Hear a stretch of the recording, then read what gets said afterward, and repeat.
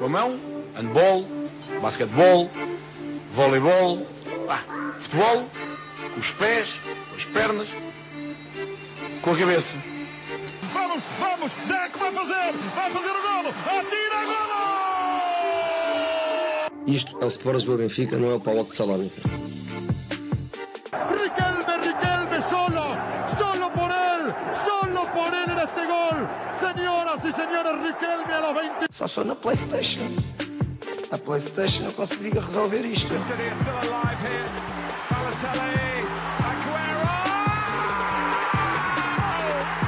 There's been a red card, but for who, Chris Kamara? I don't know, Jeff, has it?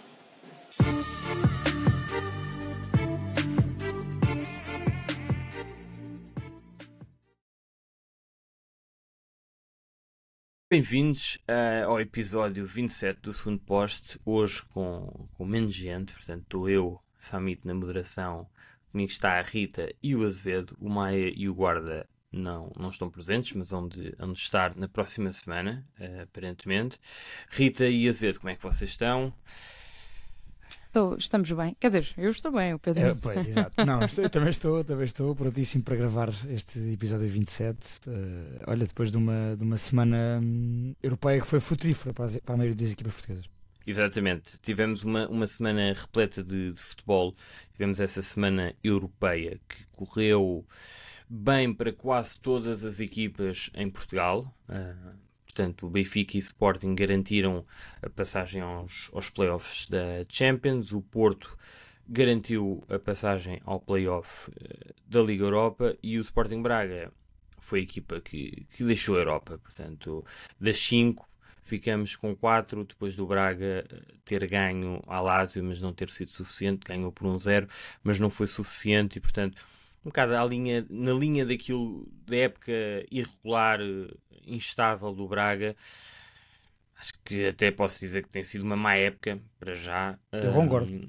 E uma eliminação neste momento, tendo em conta o novo formato, de facto é muito mau. Portanto, acho que se o Porto também fosse eliminado seria mau. E se o Benfica e o Sporting também fossem eliminados na Champions, acho que seria surpreendente pela negativa. O difícil é quase não serem eliminados, não é?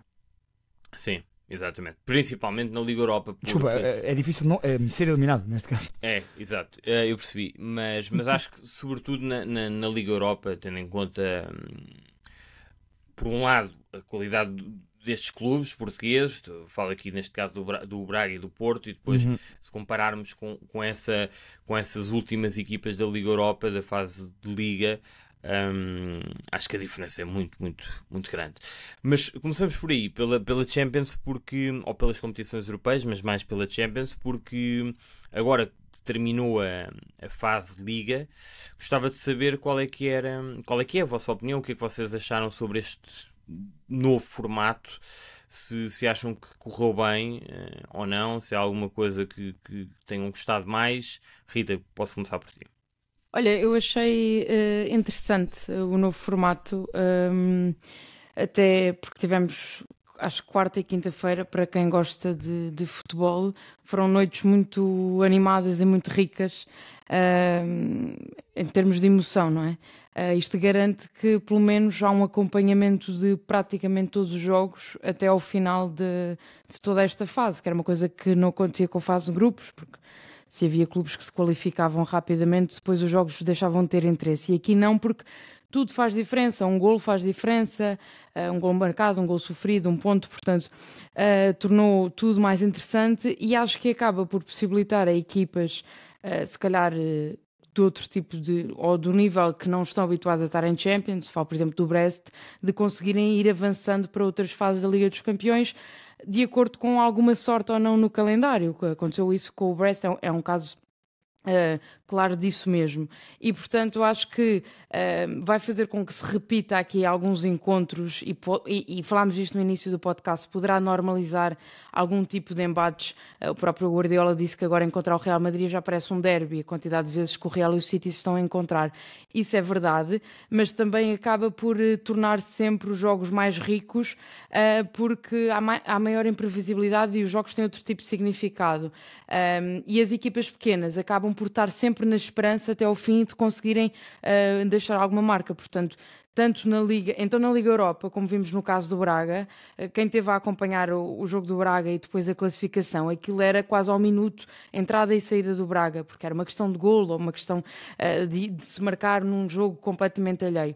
Acho que isso torna o formato muito mais competitivo e, em termos de nós, espectadores, mais interessante de ir acompanhando até ao fim. Olha, eu também acho que o saldo é positivo, na minha opinião, em relação à mudança de formato na Champions. E, portanto, parece-me que este ponto que tu tocaste, Rita, de na última jornada termos uma série de equipas ainda a lutar por tanto, ou seja, a maioria das equipas nessa última jornada ainda lutava por alguma coisa. E essa alguma coisa, nem que fosse, já estando apurado no top 8, ou já estando garantida a posição na fase de play-off, ficares o mais acima possível para teres depois um emparelhamento, supostamente, isto depois o sorteio é o que é, mas um emparelhamento supostamente mais benéfico para ti. Portanto, houve uma série de equipas a conseguir fazer isso, ou a lutar por isso.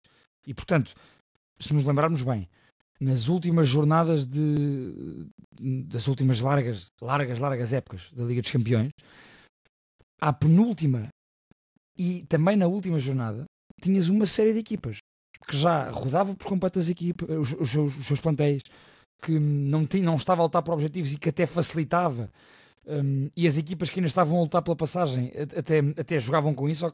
Calma, que na última jornada defrontamos o Bayern Munique ou o Real Madrid, já estão apurados, já têm 15 pontos, está tudo tranquilo e, portanto, até temos ali chances. Pronto, e parece-me que este formato teve sucesso. Depois há aqui, levanta outras questões, que é, ao mesmo tempo que estas equipas ainda estão a lutar por objetivos na última jornada, ao City bastou ganhar os 3 jogos que ganhou contra 3 adversários muito frágeis, e, portanto, para conseguir seguir em frente. Portanto, tem aqui as duas faces da moeda. A mim parece-me que entre no deve e no haver, a competitividade da competição salvaguardou-se e cresceu por comparação com as últimas fases de grupos, e que a emoção destas últimas jornadas, destes jogos todos ao mesmo tempo, daqueles 18 jogos ao mesmo tempo, e também o aumento de receitas, no deve e no haver, lá está. Para mim, esta mudança de formato foi benéfica e portanto, consigo perceber os contras, mas acho que os prós vencem neste caso. Isso das receitas é interessante porque uma vitória valia sempre 2 milhões, não é? E para qualquer equipa, 2 milhões de euros é muito dinheiro. Portanto, garantia que mesmo as equipas eliminadas, e vimos isso, por exemplo, em relação ao Leipzig, quando jogou com o Sporting, ou mesmo agora o Bolonha em Alvalade, estavam sempre a querer a vitória, e já não valia nada, teoricamente, mas valia 2 milhões. Sim, eu concordo com muito daquilo que vocês disseram. Acho que de facto tornou-se uma competição mais, por um lado, mais emotiva e por outro mais competitiva, mais equilibrada. Desde logo porque as equipas podem jogar com outras do mesmo pote. Isso, por exemplo, no pote 4, quando essas equipas conseguem jogar com equipas também do pote 4, significa que à partida têm mais hipóteses do que aconteceria ou do que acontecia anteriormente, em que o Brest, por exemplo, era do pote 4 e no grupo do Brest não havia mais nenhuma equipa do pote 4, portanto o gap à partida seria maior. De qualquer das formas, eu também acho que é interessante essa perspectiva diferente às vezes, por exemplo, em relação ao Man City, que ganhou, apesar de tudo, 3 ou 4 jogos fáceis e foi suficiente para passar. Apesar de tudo, eu acho que correu bem, sinceramente, e fui até uma das pessoas que, pelo menos aqui, entre nós, que teve algumas dúvidas em relação a esta competição, ou a este novo formato. continuo a ter dúvidas, mas tem a ver com a quantidade de jogos e das consequências que isso depois tem, mesmo nos campeonatos nacionais ou nas competições nacionais. Isso, por exemplo, em Inglaterra é uma realidade, e quem sofre são as equipas mais pequenas, por exemplo, na FA Cup, com a alteração da questão das repetições, deixou de haver repetições, etc.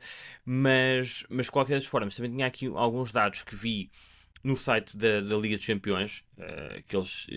Obviamente a UEFA querendo deixar claro que foi um sucesso. Só 3 dos 9 clubes do pote 1 passaram diretamente aos oitavos. Só o Liverpool, Barcelona e Inter.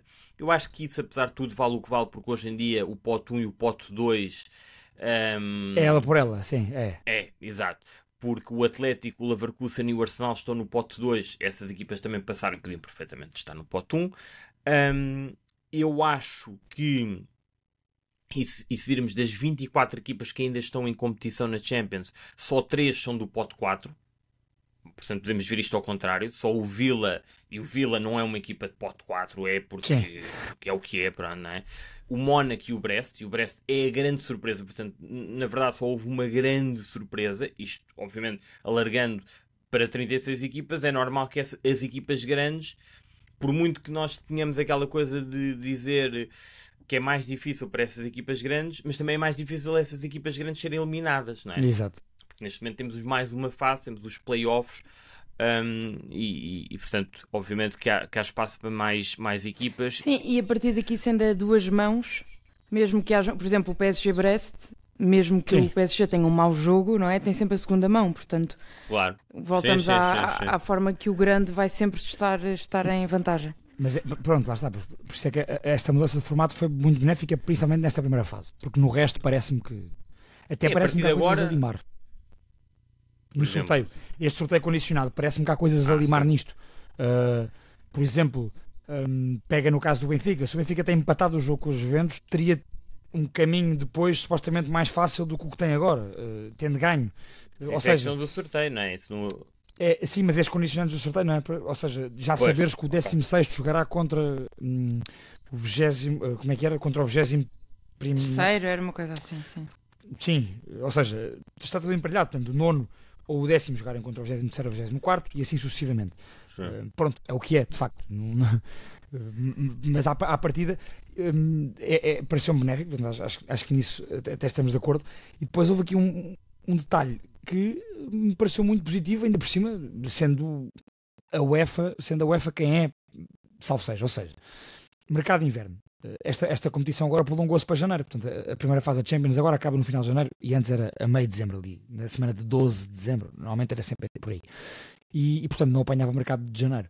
E a UEFA, e bem, na minha opinião, fez o seguinte, que é, jogadores contratados no mercado de janeiro não podem jogar estes últimos 2 jogos desta fase. Portanto, porque pode haver casos de o jogador, equipa poderosa, que vou contratar a tua Summit, equipa menos poderosa, e depois jogo contra ti. Ou beneficio de ter ido buscar os melhores jogadores à tua equipa, e portanto parece-me que aí a UEFA também esteve bem nesta salvaguarda pela competitividade. Sim. Em relação à emoção e à última jornada, só para terminar, foram marcados 64 golos nessa última jornada da fase Liga, uma média de 3.55 golos por jogo. Foi de facto esse dia de facto é uma coisa muito interessante e que vai ficar como uma grande marca deste novo formato da Champions. Até tivemos aplicações e sites que foram abaixo. Tal era a procura e foi uma coisa engraçada de se ver. Já agora, em relação à fase da Liga no seu todo, média de 3.26 golos por jogo. Não foi uma grande diferença, ainda assim foi o recorde de média de golos nesta fase de grupos, digamos assim, se compararmos com a fase de grupos anterior, mas não foi por aí adiante. Dito isto, está dada a nossa opinião em relação ao novo formato, mais da Champions, mas da Liga Europa é igual. Não sei se isto depois tem correspondência na Liga Europa, não fiz esse exercício, mas de qualquer das formas acho que foi bom falarmos sobre isto agora que esta primeira fase de Liga. Fase de Liga é um nome que me faz alguma confusão. Muita confusão. Fase de Liga da Liga dos Campeões. Exato. Mas que agora que terminou, acho que foi interessante darmos só aqui a nossa opinião. Dito isto, vamos aos jogos em Portugal. Começamos pelo Sporting, que foi a equipa que falámos menos no episódio anterior. Sporting derrotou o Farense 3-1, portanto continua com 6 pontos de vantagem em relação ao Benfica. Vamos ver em relação ao Porto, porque o Porto só joga esta segunda-feira. Começo por ti, Azevedo. O que é que te pareceu o jogo? Na minha opinião, acho que o Sporting continua sem ser brilhante, mas é provavelmente a equipa mais competente neste momento. Olha, concordo. Portanto, um Sporting sem brilhantismo, na cena do que tem sido esta fase Rui Borges, mas um Sporting competente também na cena do que tem sido a fase Rui Borges. Portanto, não há brilhantismo, há competência. A dúvida será depois com os recuperados de lesão, e nós falávamos há pouco ao 9, Samit, são baixas de peso importantíssimas. Já percebemos que o Pote vai voltar mais tarde do que se achava, porque já era suposto estar a ser integrado agora nas convocatórias e começar paulatinamente a ter mais minutos. Não é o caso. O Gyökeres está, como sabemos também. Portanto, o Sporting, de facto, neste último mês e meio, e desde que o Rui Borges está...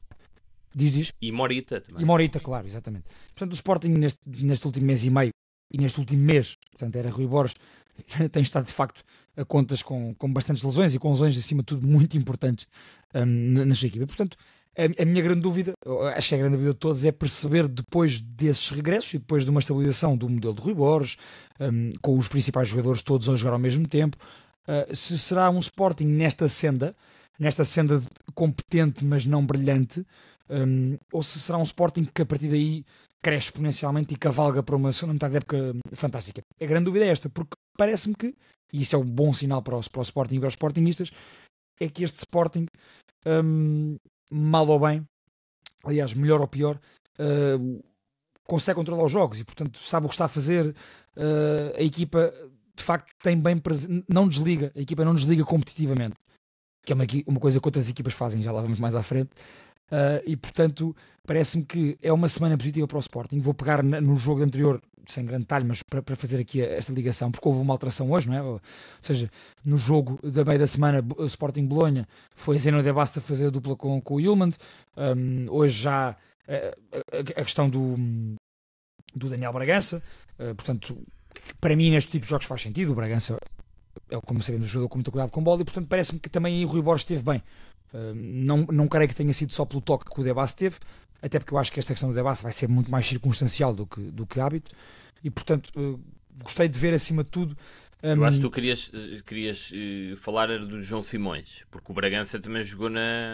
Sim, só que jogou mais à frente no jogo de quarta-feira.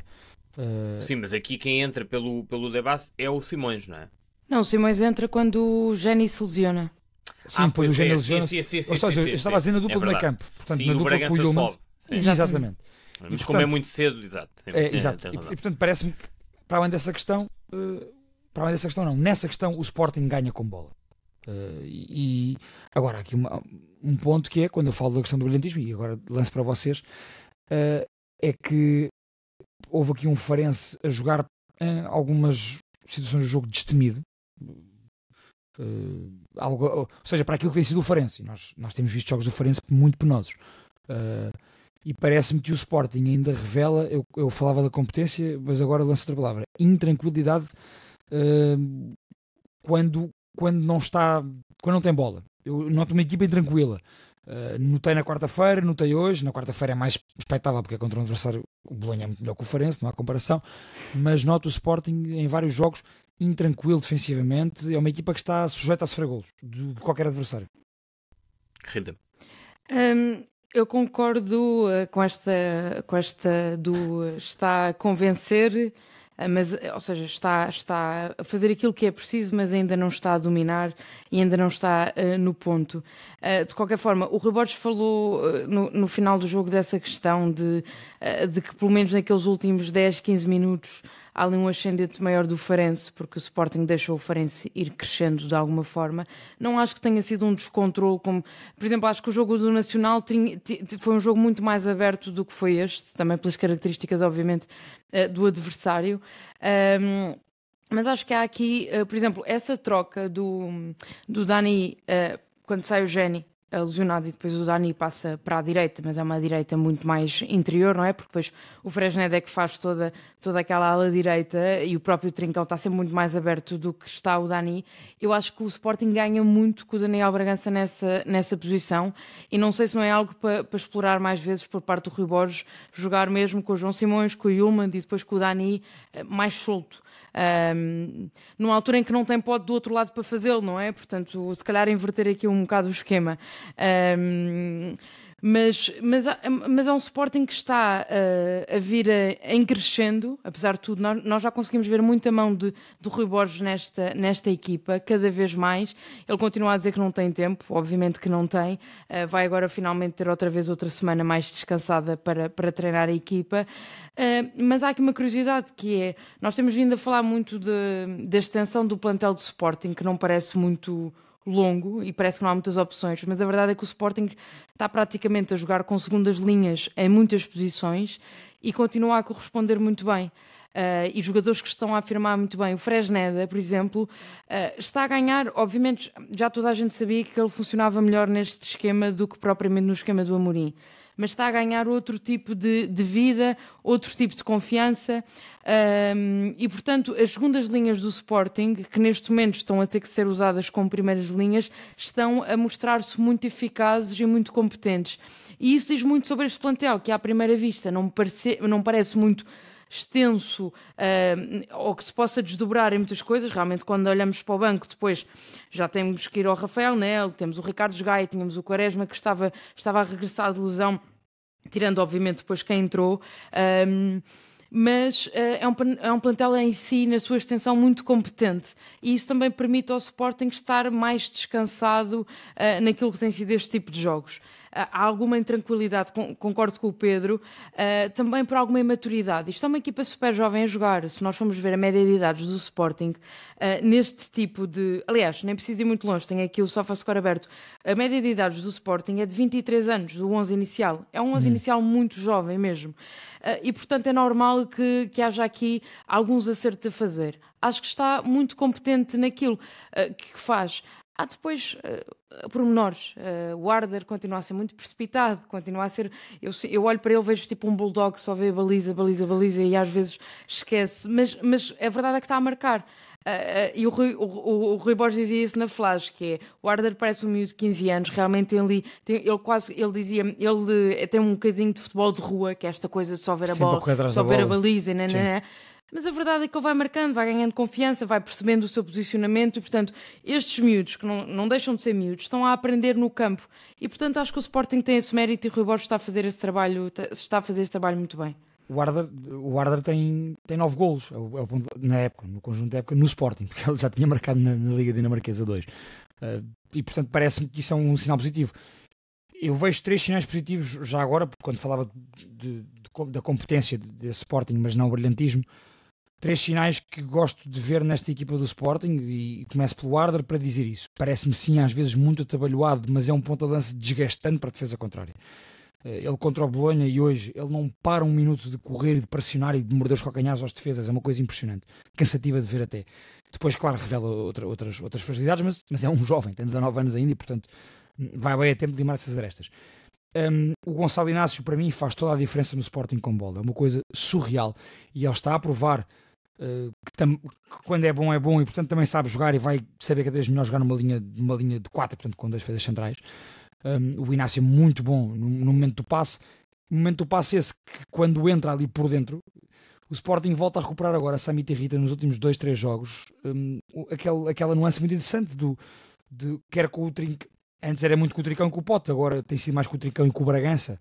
Quando o Gonçalo Inácio consegue meter aquela bola entre o ala e o médio, naquele espaço, já ali no meio campo, é muito bom ter um Trincão ou um Bragança, ou futuramente um Pote, a receber ali entre linhas, porque o jogo do Sporting aí desbloqueou já 2 linhas e já tem jogadores com capacidade técnica para conseguir fazer a diferença no último terço. Portanto, estes 3 detalhes, Arder, Gonçalo Inácio e jogadores como Bragança e Trincão, e o possível vinda de Pote para jogar ali entre linhas, para receber essas bolinhas açucaradas do Inácio, parece-me que o Sporting vai crescer também a partir daí, com bola. Sim, e há outro aspecto para além da juventude desta equipa, é que já aconteceu muita coisa ao Sporting este ano. Isto é o terceiro treinador e neste momento o sistema tático não tem nada a ver com o sistema do Ruben Amorim, do João Pereira, apesar de tudo. era o mesmo, e neste momento o Sporting está a mudou radicalmente de sistema tático, desde logo porque deixou de jogar com uma linha 13 e joga com uma linha de 4, acho que faz logo toda a diferença, basta, no papel e depois na prática também. E acho que a equipa se está a habituar às novas dinâmicas, aos novos posicionamentos durante a época. Se nós olharmos e pensarmos, por exemplo, no Trincão, neste momento está a desempenhar um papel que não tinha ou que não desempenhava na equipa do Amorim. Se olharmos o Mateus Reis neste momento, quando entra, voltou a ser lateral esquerdo. É uma posição que ele já não ocupava há algum tempo. O De Bast é um jogador que chegou este ano. O Ruben Amorim jogou quase sempre a central. Agora tem feito alguns jogos a médio.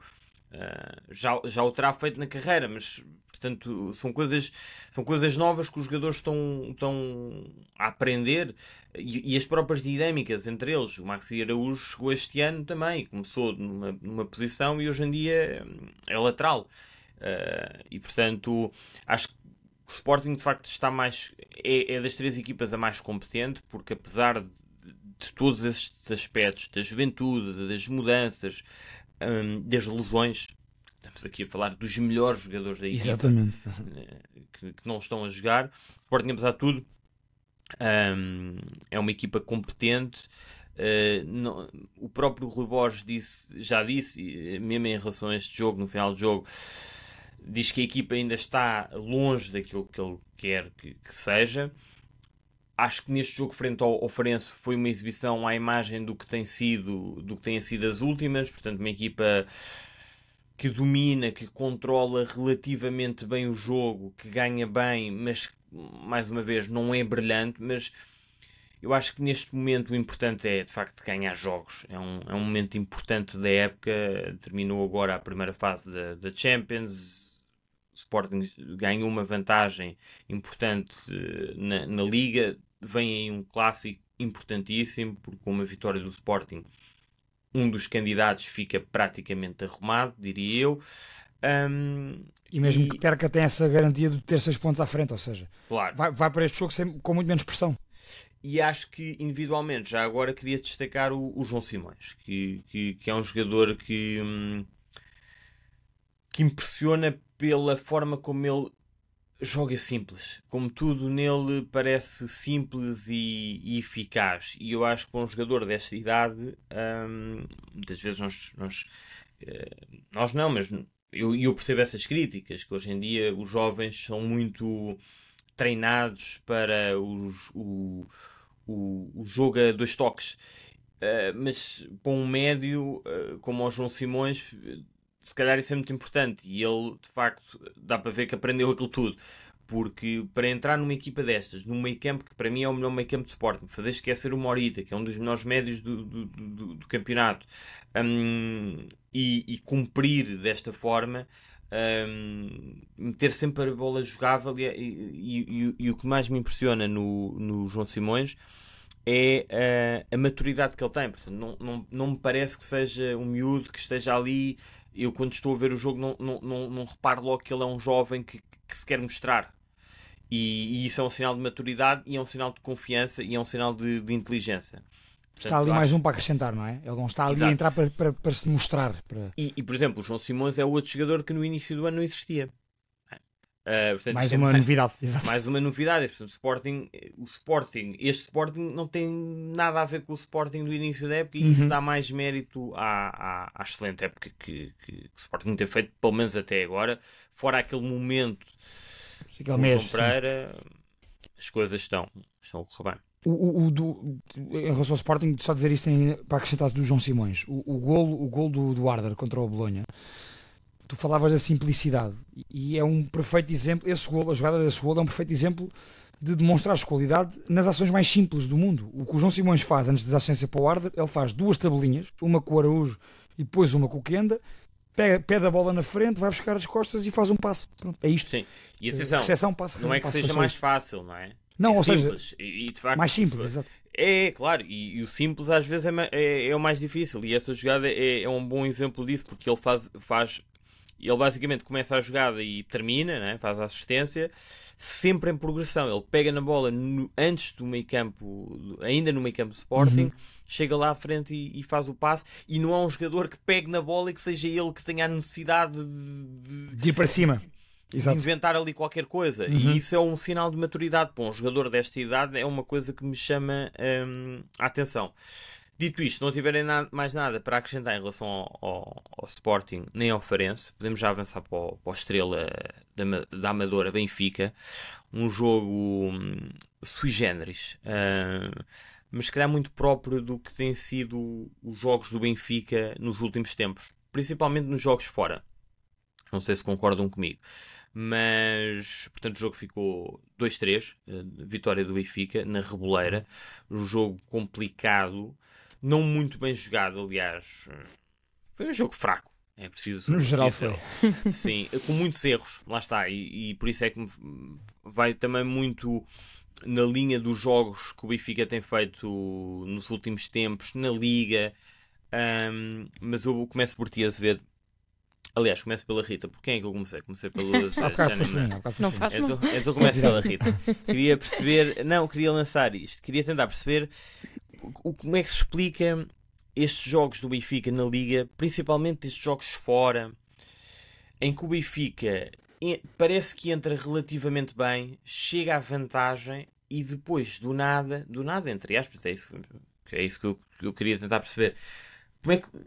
E depois...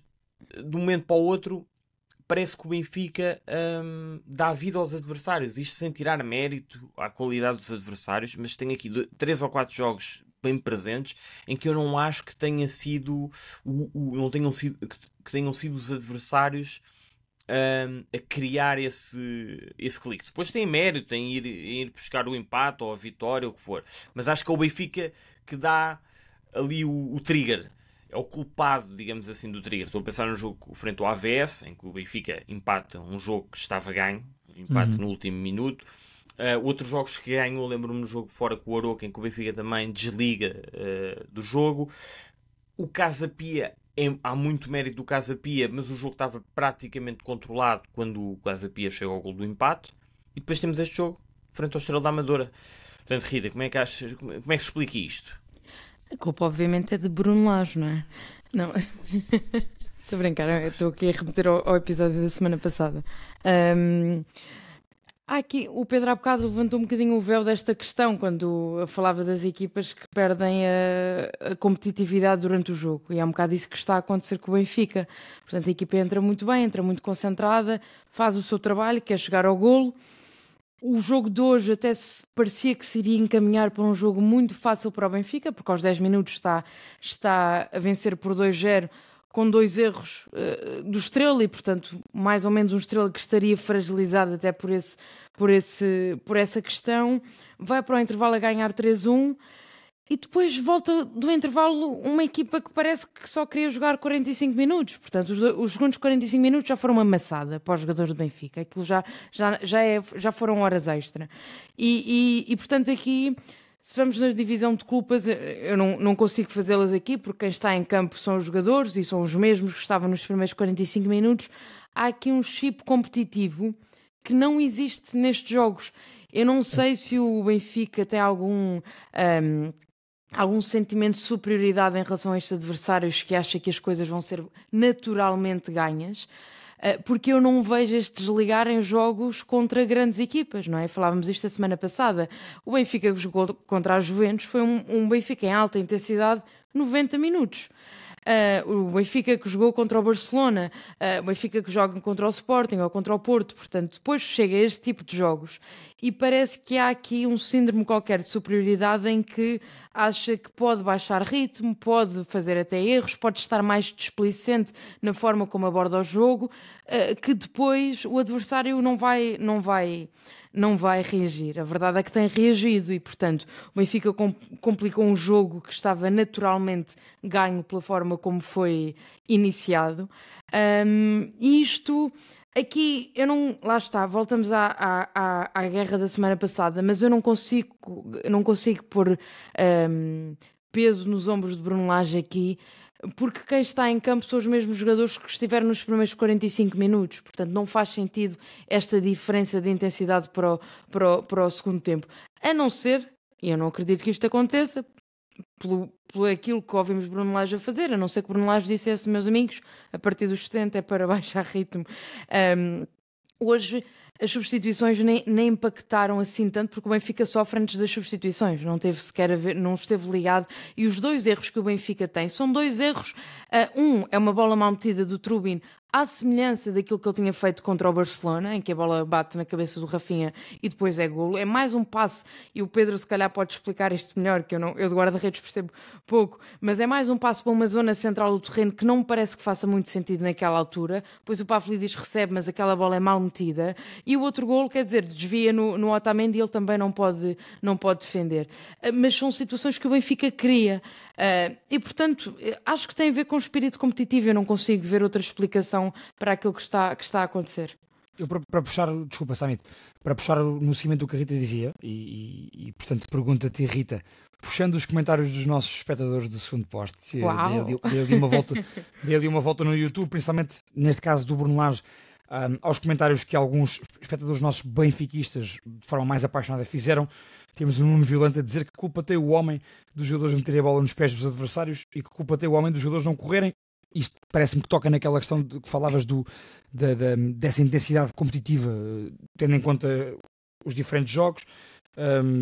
Tens o Maiterek a dizer que o Bruno Lage não é o principal culpado. A forma como o Benfica perdeu contra o Barcelona e Casa Pia também se deve aos jogadores. Portanto, há outro, não sei dizer o nome, o DD0429 a dizer que o Benfica é um castelo de cartas e que não apresenta consistência. E portanto parece-me, Rita, que os nossos espectadores, pelo menos estes que eu falei, estão um bocadinho de acordo contigo, não é? Eu só não consigo perceber, e crítica a Bruno Lage em relação àquilo que é o 11 inicial, é a questão do Sheldrup, e o Samit falou semana passada em relação a isto, numa semana em que nem há competições europeias, portanto não havia necessidade de refrescar a equipa. Se eu a semana passada conseguiria perceber a não titularidade do Sheldrup no campeonato, hoje não consigo perceber, não faz sentido, porque tanto Di Maria como a Turkoglu estão abaixo daquilo que é o seu rendimento criativo e o Sheldrup está muito acima, portanto é uma escolha que não faz sentido. E portanto é a crítica que faço a Bruno Lage, é a não titularidade do Sheldrup, é depois o Sheldrup entrar já numa altura em que depois joga à esquerda e depois o Turkoglu vai para a direita, e portanto há ali uma série de remendos que já não fazem sentido, a meu ver. Isso é a crítica. Em relação àquilo que são os erros provocados pelo Benfica, pelos jogadores, não consigo atribuí-los a Bruno Lage. Eu acho que há aqui um pouco de muita coisa no Benfica. Claramente que esse chip competitivo, que tem muita influência no Benfica, portanto não é bom sinal no Benfica, como se fosse noutra equipa qualquer, quando o aspecto mental tem uma influência tão grande numa equipa destas, é sinal que as coisas estão sempre ali no limbo. Num dia está tudo bem, num dia mau não há futebol que resista. Eu acho que há muitos erros não provocados cometidos pelos jogadores do Benfica, é verdade. Neste jogo em particular, ou nestes jogos assim deste género, eu acho que o Benfica também apresenta pouquíssimas ideias. O Benfica tem um problema quando as equipas não pressionam muito em cima, quando não partem o jogo, quando não dão espaço só por si. E o Estrela, por exemplo, neste jogo deixou que os centrais tivessem bola durante muito tempo, e o Benfica, quando assim é, acaba por cometer muitos erros, porque neste caso, com esta dupla de centrais, não tem nenhum jogador que se destaque no passe, nem o António Silva, nem o Otamendi. O Otamendi neste momento deixa que o António Silva tenha esse papel, mas o António Silva de facto não é muito fiável. E eu acho que o Benfica tem poucas ideias nesse processo ofensivo, nessa organização ofensiva. Quando se vê perante uma equipa, nós falámos aqui disto quando o Benfica recebeu o Braga no Estádio da Luz, em que o Braga não pressionou os defesas do Benfica, fechou muito bem o meio, não deu muito espaço entre linhas, e os jogadores do Benfica ficam ali um bocado nervosos. Por exemplo, frente à Juventus, eu até comentei isso com o Azevedo durante a semana, a Juventus foi isto, obviamente sem tirar mérito à grande vitória do Benfica e à grande exibição do Benfica, mas a Juventus foi um adversário perfeito para o Benfica. Uma equipa que tem muita qualidade individual e, portanto, cai para cima dos adversários, deixando sempre espaço nas costas, e o Benfica sabe aproveitar O próprio isso. Barcelona, não é? Foi um bocadinho nessa dinâmica. O Barcelona, e sendo que eu acho que isto é uma característica do Benfica já pré-Lage. Por isso é que se diz sempre que o Benfica é uma equipa muito forte em transição, não é? Em contra-ataques, porque depois, de facto, quando tem esse espaço, eu acho que o Benfica tem a dificuldade em criar esses espaços. Quando esses espaços existem, tem jogadores para em dois, três toques resolverem. Quando é preciso que a equipa jogue desde trás e que crie esse espaço de uma forma mais organizada, com um futebol mais pautado, por um lado parece-me que faltam ideias, e por outro há jogadores que cometem muitos erros. Neste caso, o lance do Turbine é desastroso, não é? Portanto, é um passo, eu também acho que tenho dúvidas. Eu acho que ali, mesmo que haja indicação para ele fazer aquilo, eu acho que o guarda-redes tem que tomar uma decisão e tem que perceber, tem que olhar, ele está a olhar de frente, percebe que o Pavlidis está marcado por um defesa central, que por acaso o defesa central é o maior dos três. Exato. E portanto há uma grande probabilidade do Pavlidis não conseguir dominar, e isso depois expõe a equipa. Mas eu acho que o Estrelas teve uma estratégia relativamente inteligente, e na Reboleira, já agora, fazer já aqui já agora um elogio ao estádio, porque é mesmo um estádio diferente, um estádio antigo.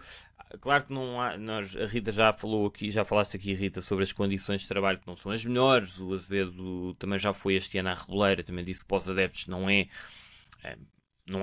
serem as melhores condições para um adepto de futebol, mas pelo menos hoje em dia vemos os estádios são todos iguais uns aos outros, e este estádio nem parece um estádio europeu. E a própria filmagem, a certa altura, fazia-me lembrar o Goodison Park, porque a câmara está mesmo exatamente na vertical, mas não é um estádio que dê para jogar muito bom futebol. Portanto, para as equipas grandes não é propício a um grande jogo de futebol. O Estrela não é uma equipa que esteja para brincadeiras, também é uma equipa agressiva, portanto, que corta rapidamente qualquer... não é rapidamente, mas não vai permitir que o adversário jogue confortavelmente neste estádio. Mas acho que o Benfica podia fazer um pouco mais. Olha, eu concordo com vocês dois, e portanto pego no ponto da Rita, pego no teu ponto, Samit, e juntos aparece-me aqui que este Benfica, principalmente nestes jogos fora da Liga Portuguesa, nestes jogos mais desconfortáveis, porque o Benfica na Luz, mal ou bem, na maioria dos jogos consegue superiorizar-se a qualquer adversário, inclusive às melhores equipas da Europa. O Benfica na Luz tem esse conforto. E o Benfica nestes jogos fora da Liga Portuguesa, estes jogos desconfortáveis contra equipas que são agressivas, que não permitem que os seus adversários, neste caso as equipas grandes, joguem a seu bel prazer, com calma, com tempo para receberem, para verem o jogo, e que são equipas que, do ponto de vista, isto já falámos aqui, de ano para ano, as equipas estrategicamente todas estão melhores, porque há outras condições e porque há outra competência da parte dos profissionais de cada área que estão num clube de futebol. E portanto, neste tipo de jogos, o Benfica apresenta dois problemas, na minha opinião. Um deles, que já vem desde antes, como dizia o Samit, que é esta questão do Benfica não encontrar soluções com bola quando está montado no meio campo adversário, quando a equipa adversária está fechada, apenas a fechar espaços e a ocupá-los e não a pressionar. O Benfica sente-se muito confortável quando consegue atrair que as equipas venham cá abaixo e depois, a partir desse momento em que atraiu, conseguir arranjar espaços, ou então recuperando rápido e portanto sair na transição. O Benfica de facto tem esses problemas, não é só do Lage, já vinha com o Schmidt, já vinha de antes até. Portanto, parece-me que sem dúvida... O Benfica vive muito desses pequenos desequilíbrios, às vezes duelos individuais em que nasce um desequilíbrio e a partir daí o Benfica consegue galgar com espaço. Isso, exatamente. Isso aconteceu muitas vezes em Turim. Sim. Exatamente. Aqueles lances que o Sheldon teve pela esquerda, criou perigo antes do até de 1-0, Os lances que o Benfica teve superioridade na segunda parte, com o Koch chegou a chegar à área para finalizar, sem dúvida. E portanto parece-me que esse é um problema complicado, porque em muitos jogos da Liga Portuguesa, quer no Estádio da Luz, quer nos jogos fora, mas os jogos fora têm outro grau de dificuldade. Os jogos fora, o Benfica não ganhava fora desde o Aroca, que foi dia 1 de dezembro. Para a Liga Portuguesa, sendo que o Nacional ganhou, mas o Nacional já é um jogo adiado. Com outra jornada, claro. E portanto, a maioria dos jogos do Benfica fora no Campeonato Português tem estas características. E portanto, se uma equipa como o Benfica não está preparada para se impor por completo neste tipo de jogos e para ter essas soluções com bola, então o caso está mal parado. E portanto, aqui parece-me que é uma questão de escolha dos jogadores e uma questão estratégica da equipa técnica. Portanto, atribuir essa responsabilidade nesta parte técnica do jogo. É um Benfica que, com bola, não encontra uma variabilidade de soluções com qualidade para conseguir desmontar defesas adversárias. Segundo aspecto, e este parece-me que é, eu vou dizer aqui, é diretamente dos jogadores, mas parece-me que é algo estrutural do Benfica há anos. E portanto, quando digo estrutural, digo do clube inteiro, de cima a baixo, que é uma questão de relaxamento e de falta de mentalidade de concentração competitiva. É impossível que os mesmos jogadores que tenham o foco em cada duelo, em cada lance contra as Juventus, não tenham esse mesmo foco contra o Estrela da Amadora, e os jogadores são os mesmos. E portanto, parece-me que há aqui um desligar dos jogos por relaxo. Aquilo que tu disseste, Rita, parece que os últimos 20 minutos já são um frete. E não é só os últimos 20 minutos, são vários momentos durante o mesmo jogo. Há desconcentração, há erros individuais, que no basquete, como se diz, os erros não forçados, que são gritantes. E, portanto, parece-me que nesta junção toda, entre a falta de soluções ofensivas com bola, falta de concentração competitiva, o Benfica vai ter muita dificuldade neste tipo de jogos. Desculpem interromper, mas é um bocado aquilo que vimos, aquilo que não vemos no Sporting. O Sporting, isso, apesar de tudo, parece estar sempre ligado ao jogo. Está sempre jogando dentro pior do ou jogo. Melhor, está concentrado. Exato, está ligado ao jogo. Calhar tem menos rasgos, menos momentos,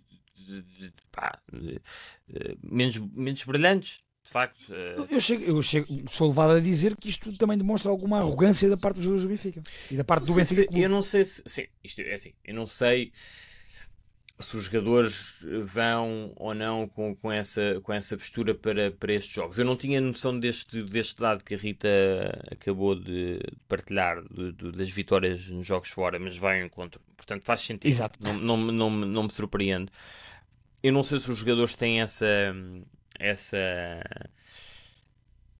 atitude, essa postura em relação a estes jogos, mas seja lá o que for, de facto, é uma equipa pouco agressiva ou menos agressiva nestes jogos, porque há lances em que se calhar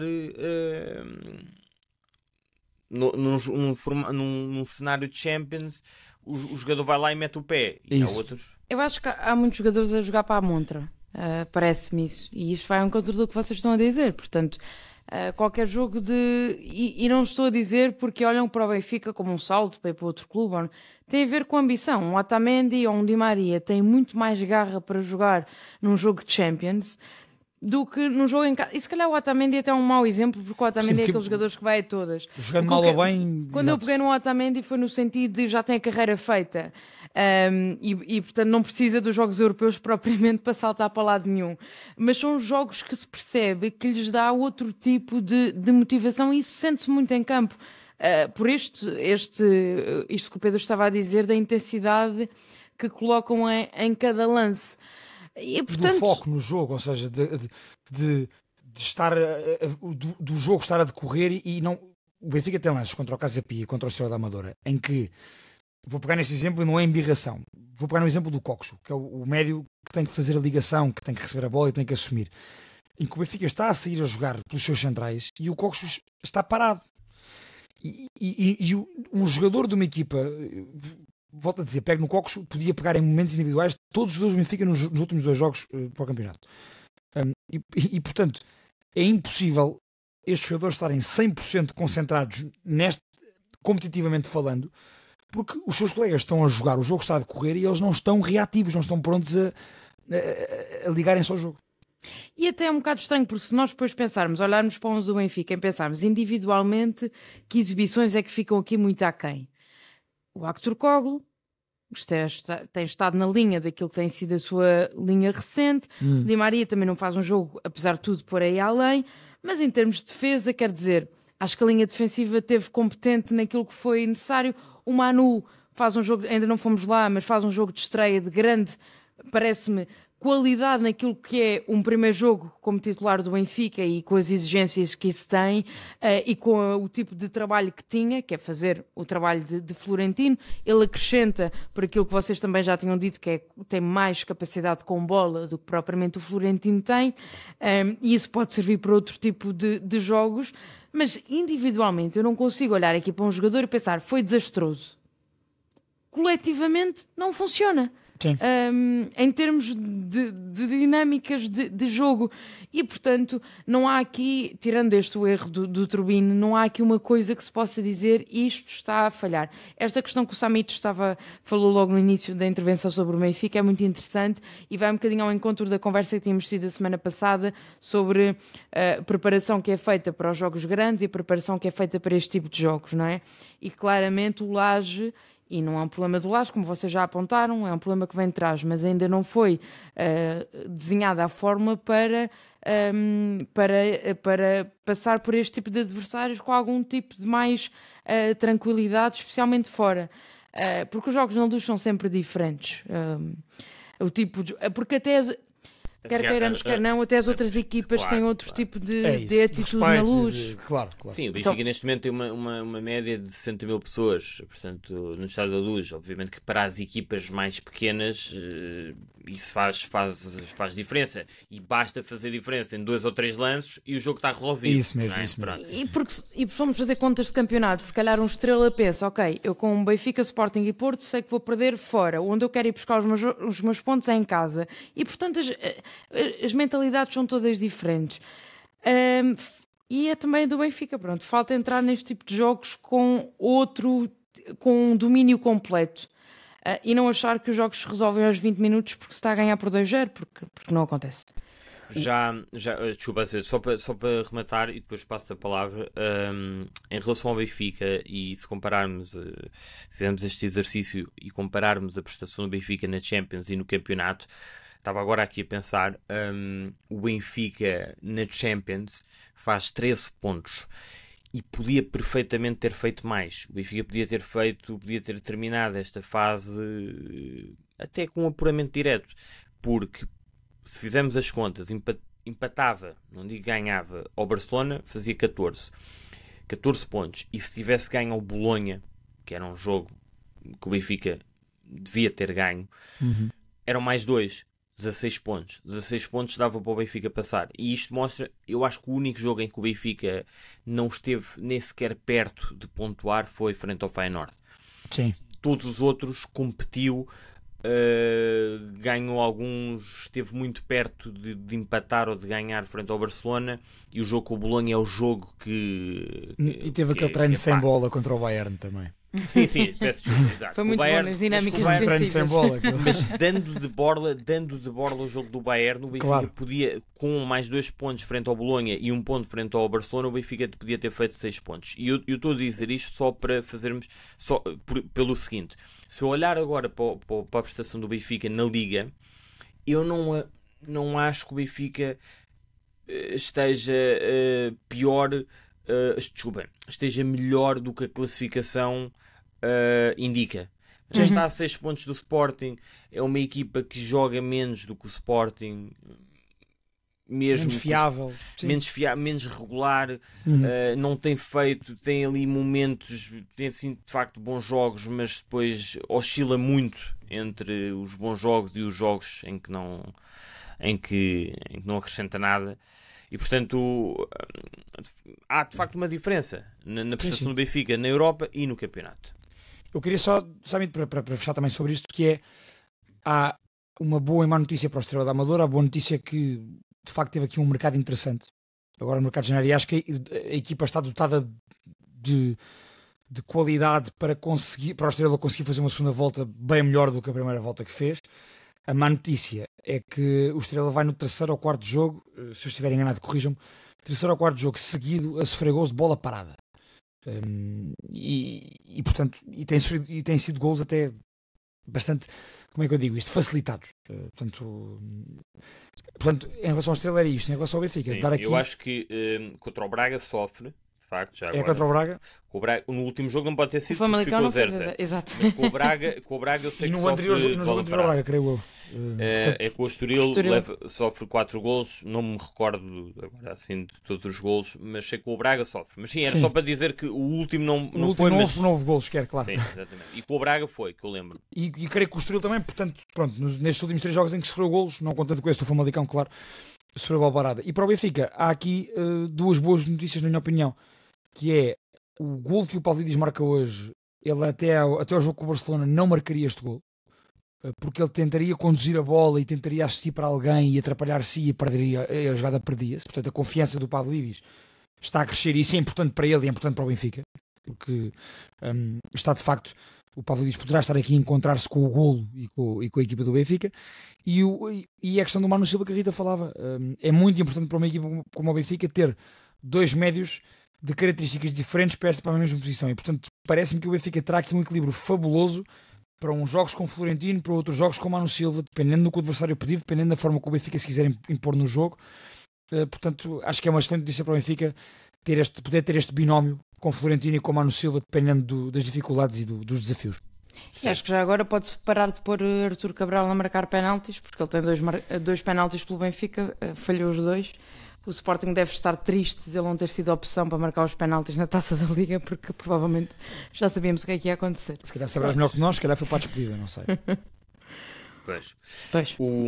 Já agora em relação ao Estrela, dar 2 destaques individuais. A excelente exibição do Chico Banza, do extremo esquerdo, foi sempre o jogador mais perigoso do Estrela, e do Travassos, o ala, não só pelo golo, é ele que marca o primeiro golo do Estrela, apesar da bola ter sofrido aquele toque no Otamendi, mas também faz ele próprio uma ótima joga. Foi sempre um jogador com boa chegada. O Estrela não tem um futebol propriamente atrativo, mas acho que estes jogadores estiveram muito bem. Dito isto, vamos aos destaques nacionais. Não sei se algum de vocês quer começar, se algum de vocês tem. Temos todos, não é? Avancem.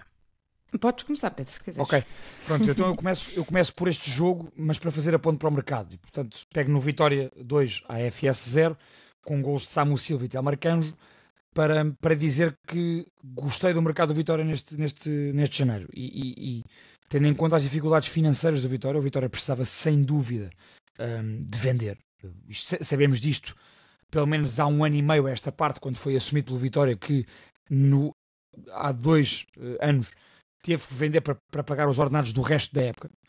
E portanto sabemos bem das dificuldades do Vitória, sabemos o que o Vitória estava a fazer com o Rui Borges esta época, principalmente na Conference League.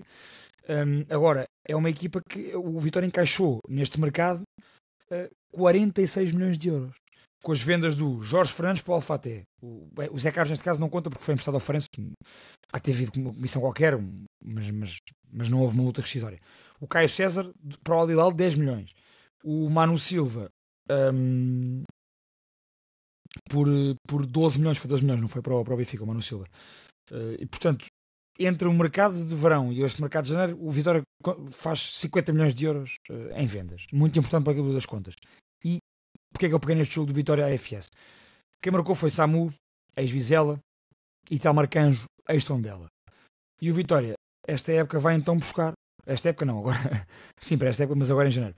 Vai então, pegando no muito dinheiro que recebeu, que serve para equilibrar contas, tendo critério com jogadores interessantes do mercado interno português e que acrescentam, podem vir a acrescentar ao Vitória, como Samu e como Telmar Canjo, daí pegar nestes 2, o Vitória contratou, e na minha opinião bem, o Filipe Relvas ao Portimonense. É um bom defesa central, tem potencial. Eu acho que pode, por exemplo, perfeitamente ser melhor do que o Jorge Fernandes era no Vitória. E portanto aqui parece-me que faz todo o sentido. Por menos de 1 milhão de euros, 700 mil euros. O Vitória contrata, e aqui não posso falar do Everton Santos ou Kipier por empréstimo, não posso falar. O Umar embalou a custo zero ao Fortuna Citar, acho que é uma boa contratação. Um jogador também conhecedor do campeonato português, boa formação de Benfica, extremo virtuoso, pode vir a ser importante no papel que o Caio César tinha no... Esteve muito bem no Rio Ave também. Esteve muito bem no Rio Ave, exatamente. E acho que pode ser interessante para o papel que o Caio César tinha no Vitória, o papel do agitador. E portanto, o Vante Félix do Torriense, já me disseram que é uma boa contratação, não tenho o conhecimento para aferir isso, mas acima de tudo, não chegou a gastar 5 milhões de euros nestas 5 contratações que fez em janeiro. E portanto, o meu destaque nacional é esse, é elogiar uma direção que também tem tido contrariedades com saídas de treinadores como o Álvaro Pacheco antes do final da época passada, agora a questão do Rui Borges para o Sporting. É um clube que está com graves dificuldades financeiras e que teve que vender e está a vender bem, e portanto é mantendo este critério de contratações, de contratar jogadores interessantes da primeira e segunda liga, que poderão depois dar sucesso desportivo e também retorno financeiro, que o Vitória poderá, na minha opinião, daqui a alguns anos estabelecer-se então e apostar na vertente mais desportiva. A única dúvida que eu ponho em relação a isso é que acho que o projeto europeu do Vitória este ano fica muito hipotecado com todo este mercado que é feito, com as vendas essencialmente, e com a mudança de treinador, mas também acho que o objetivo europeu foi cumprido muito cedo e portanto uma coisa acaba por compensar com a outra, mas concordo com aquilo que estavas a dizer.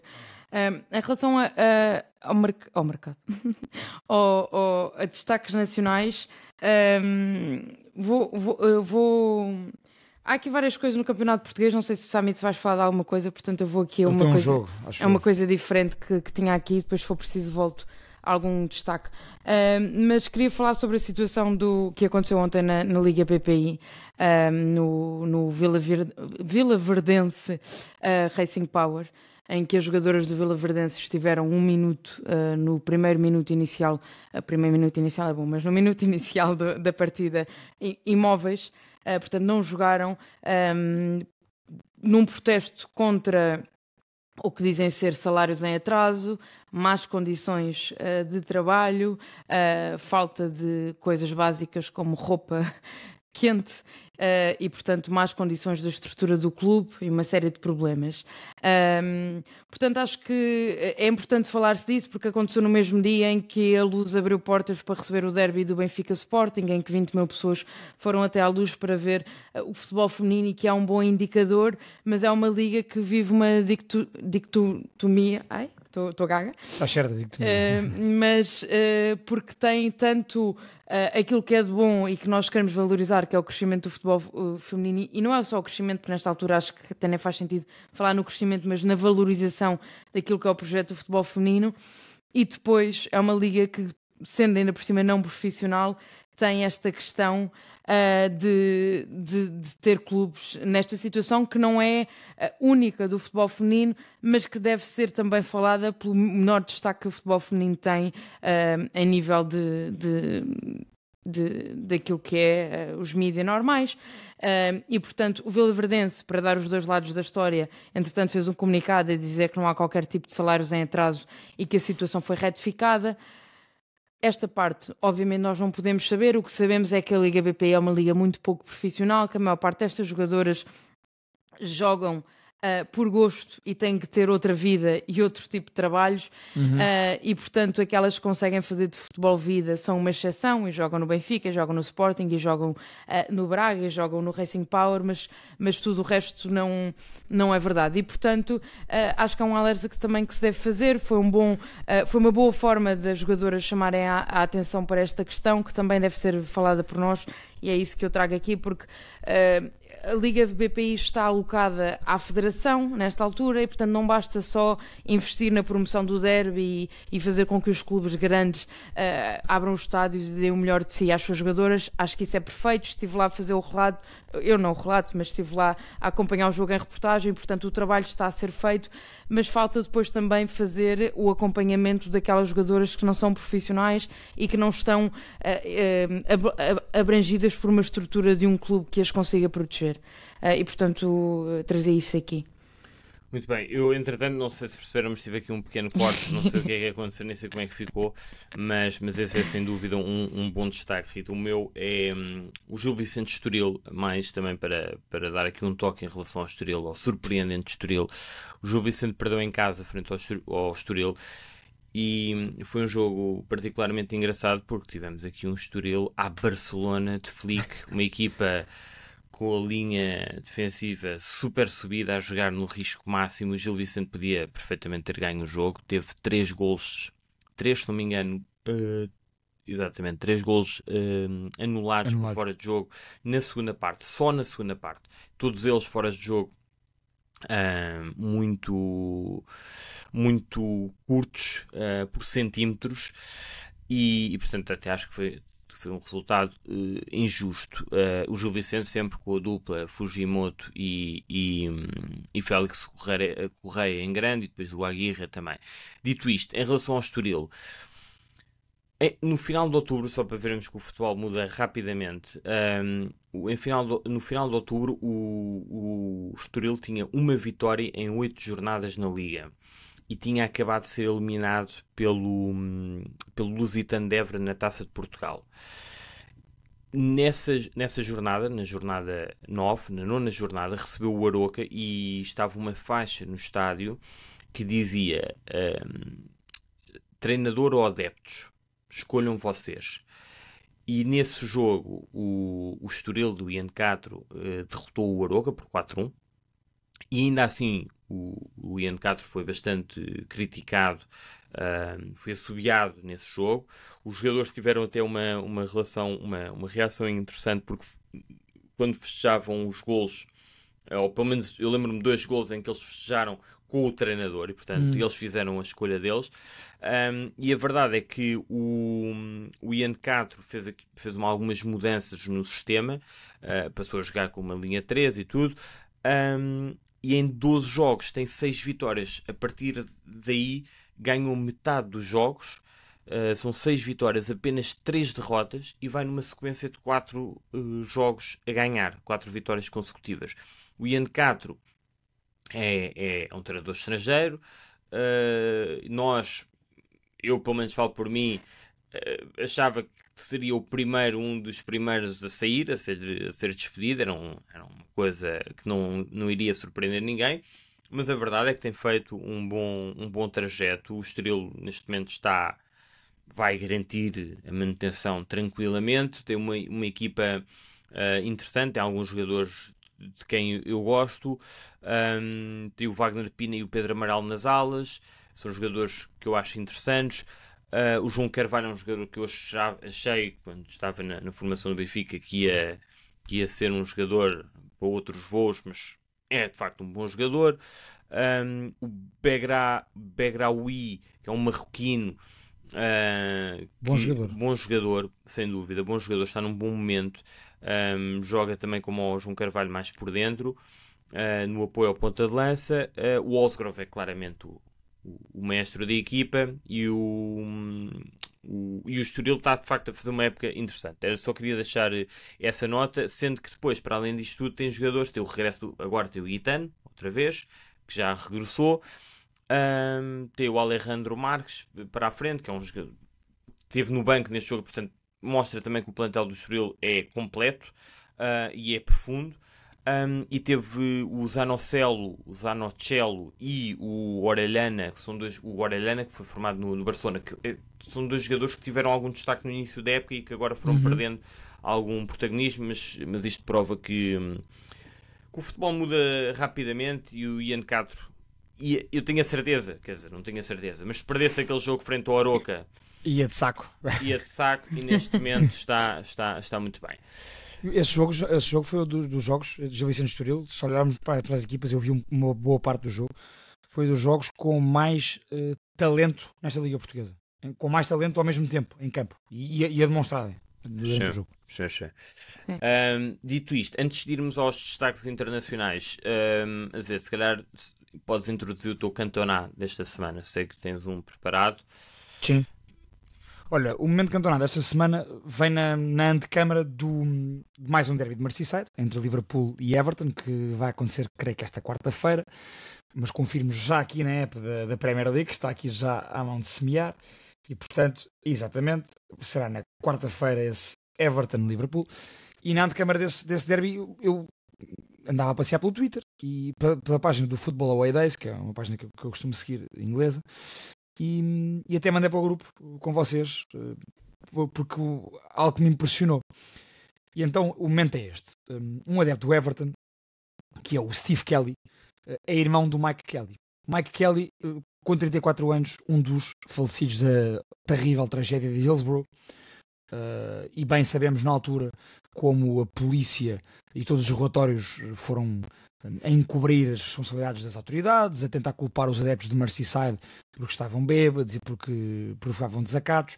O Steve Kelly, o irmão deste Mike Kelly, esteve presente, estava ele a tentar ajudar a polícia nas investigações, a perceber o que se passava, e portanto, o que acontece para este derby? Desde que o seu irmão Mike Kelly faleceu na tragédia de Hillsborough, o Steve Kelly mantém o lugar do irmão na da COP.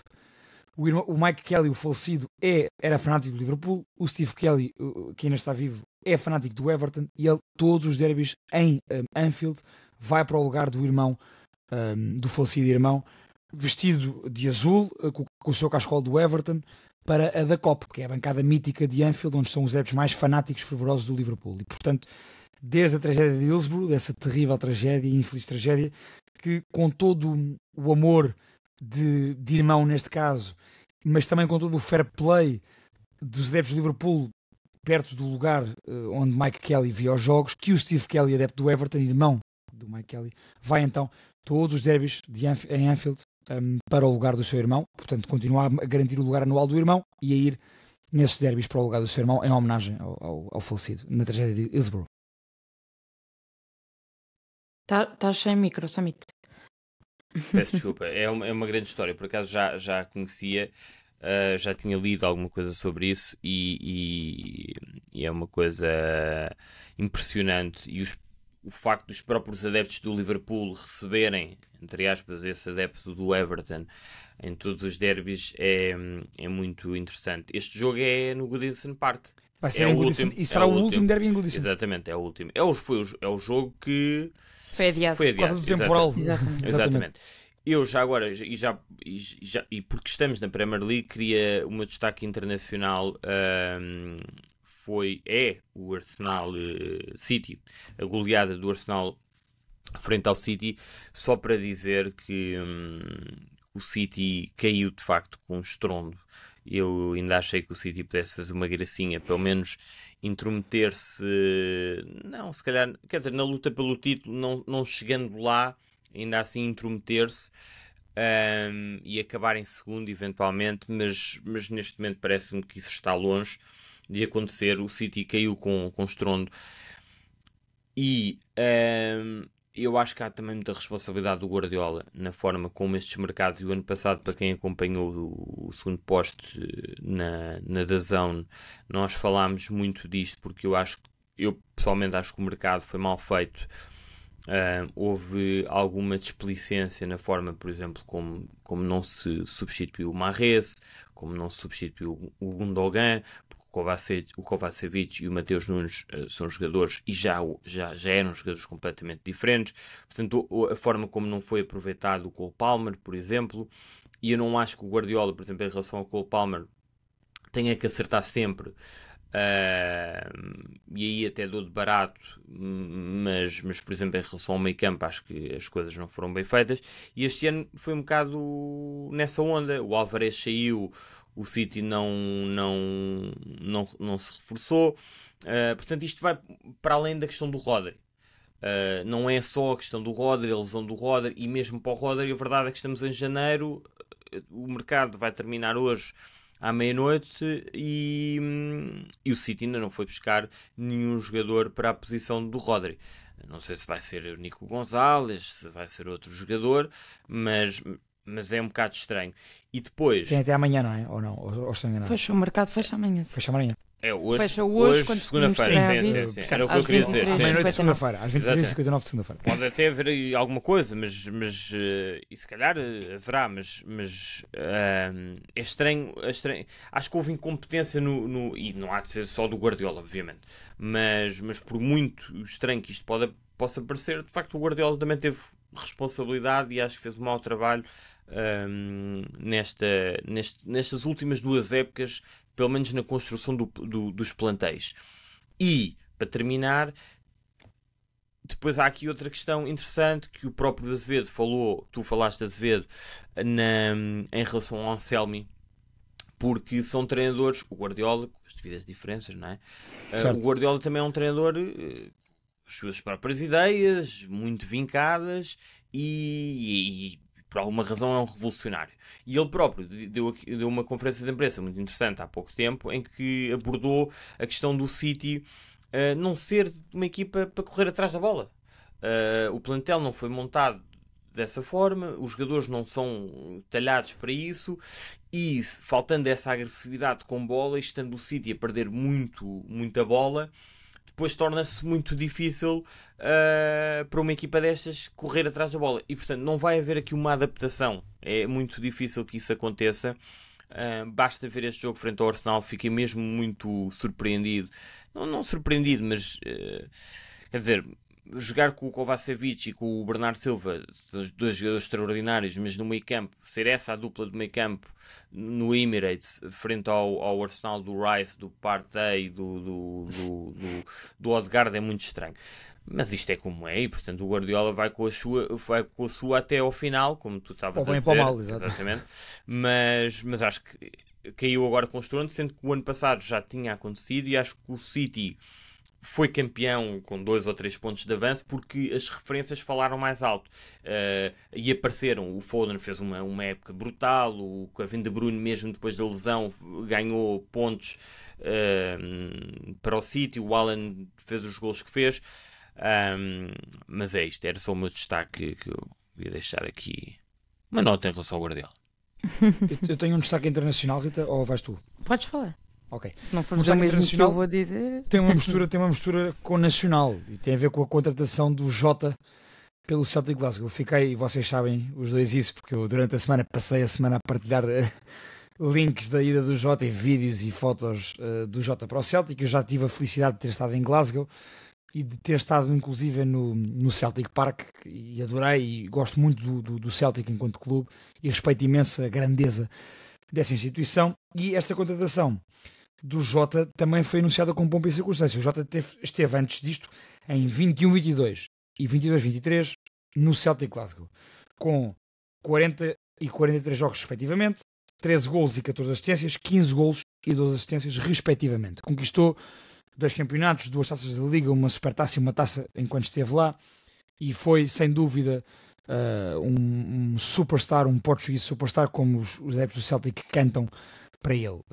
E portanto gostei muito desta ida do Jota para o Celtic, porque após 2 anos e meio de calvário entre o Al Ittihad Jeddah e agora esta metade da época no Rennes, o Jota volta a um lugar onde foi muito feliz, a um lugar onde as pessoas são apaixonadas por futebol e pelo seu clube, e é um lugar onde ele tem de facto muito carinho e amor por parte do clube, dos adeptos, dos colegas, e portanto hoje, na sua estreia, hoje domingo, estreou-se na sua reestreia pelo Celtic, volta ao Celtic e marca o 1-3 com o Celtic, portanto o gol do descanso do Celtic na deslocação ao Motherwell, e depois fez o seu festejo habitual com o também habitual e fantástico cântico dos adeptos do Celtic, da Green Brigade e dos restantes adeptos para o Jota. E portanto gostei muito de ver. Foi uma contratação com muito impacto nas redes sociais também. Se forem ver os reels e as fotos do Celtic no Instagram, disparou o número de likes e de comentários nas várias fotos e vídeos do anúncio do regresso do Jota ao Celtic, comparativamente com outras histórias, até com outras publicações até da Liga dos Campeões, por exemplo. Portanto, mas achas que ele só sabe jogar futebol na Escócia? Não, é um futebol específico dele, o escocês? Há ali uma coisa diferente? Não acho isso. É uma provocação, Pedro. Acho que o Jota tem de facto muita qualidade e gosto de ver. Eu gosto muito de ver bons jogadores espalhados por várias equipas da Europa e por equipas históricas, e portanto eu gostava que o Celtic tivesse melhores jogadores, que o Estrela Vermelha tivesse melhores jogadores. Temos que admitir que o percurso de carreira do Jota, tirando poderá provar que só ali é que resulta. A experiência na Arábia, não consigo imputar-lhe muita culpa, porque houve ali um problema com o treinador e depois falava-se até de uma questão com o Benzema, não sei bem, na Arábia é muito longe, não faço ideia. Portanto, mas os outros locais por onde passou tinha tudo para correr bem, não é? Mas às vezes lá está, é de engate. Se calhar é na Escócia, é que o frio faz-lhe bem. E gosto muito de ver essa felicidade dele e do Celtic e dos adeptos. Jota on the wing. Jota on the wing. Olha, o meu destaque era muito rápido, era aqui acho que mereço um pedido de desculpa. Acho que o Nuno Espírito Santo esteve a ouvir o segundo post. Pareceu-me.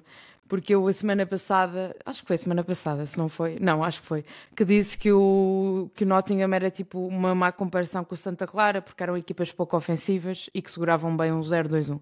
E o Nottingham este fim de semana foi ganhar 7-0 ao Brighton e, portanto, mais uma vez, acho que nunca é demais fazer um comentário àquilo que o Nuno Espírito Santo está a fazer com este Nottingham.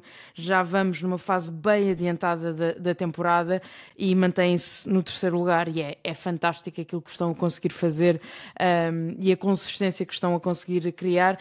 Portanto, aqui os 7 gols é uma brincadeira, mas não é uma brincadeira, é o trabalho que está a ser feito pelo Nuno Espírito Santo, portanto, era só dar esse destaque a essa contínua bom trabalho do Nuno Espírito Santo, e acho que depois temos de tirar aqui um tempo num próximo episódio mais à frente para irmos ao Amorim, porque isto está a ficar em mares muito, muito, muito complicados. É uma montanha russa aquilo. É verdade, e já agora em relação ao Manchester, só dizer que neste momento temos Manchester em 13º e o Tottenham em 14º.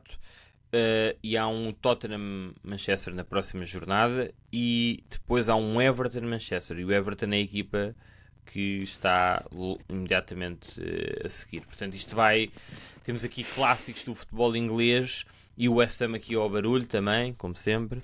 Com ou sem Artur Cabral? Exatamente, com ou sem Artur Cabral, vamos ver. Essa também é uma... Estarás entusiasmado com essa possível contratação? Sabe que não dorme há 2 dias. Não sei, vai ser o meu vizinho, o Artur Cabral. Grande Artur. Bem, dito isto, está feito o episódio desta semana. Obrigado a todos, obrigado mais uma vez a todos aqueles que têm enviado comentários no YouTube, no Spotify, nas outras plataformas onde os nossos episódios estão disponíveis. Acompanhem e estejam desse lado. Boa semana a todos, beijinhos e abraços.